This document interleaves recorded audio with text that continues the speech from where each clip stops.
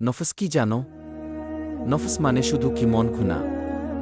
নফস হলো তোমার ভেতরের সেই তুমি, যে সব কিছু অনুভব করে, যে তোমাকে টানে, কখনো ভালো দিকে, কখনো অন্ধকারে। তোমার ভেতরে আছে দুইটা পথ, ভালো আর খারাপ। এই নফসের ভেতরেই আছে অহংকার, লোভ, হিংসা, কামনা। যদি তুমি এটাকে নিয়ন্ত্রণ না করো, এটাই তোমাকে নিয়ন্ত্রণ করবে। অনেক মানুষ এখানেই হারিয়ে যায়। কেউ নফসের পিছে চলে আর ধ্বংস হয়, কেউ নিজেকে সামলায় আর আল্লাহর কাছে পৌঁছে যায়। তোমার ভেতরে একটা আওয়াজ আছে যা বলে এটা ঠিক নাকি ফিরে যাও। এটাই তোমার হৃদয়ের ডাক।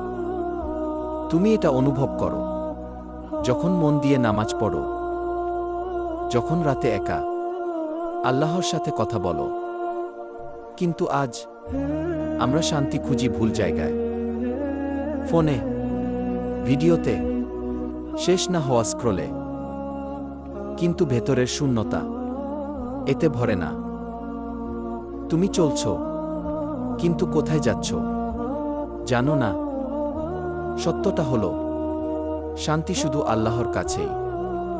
তাই একটা সিদ্ধান্ত নাও, আজ থেকেই ছোট থেকে শুরু করো।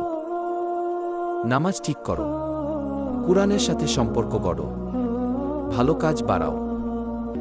ধীরে ধীরে সব বদলাবে। হাল ছেড়ো না। আজ তুমি যত ভাঙা হও না কেন, আল্লাহ এখনো তোমাকে ডাকছেন। এখনো সময় আছে ফিরে আসার।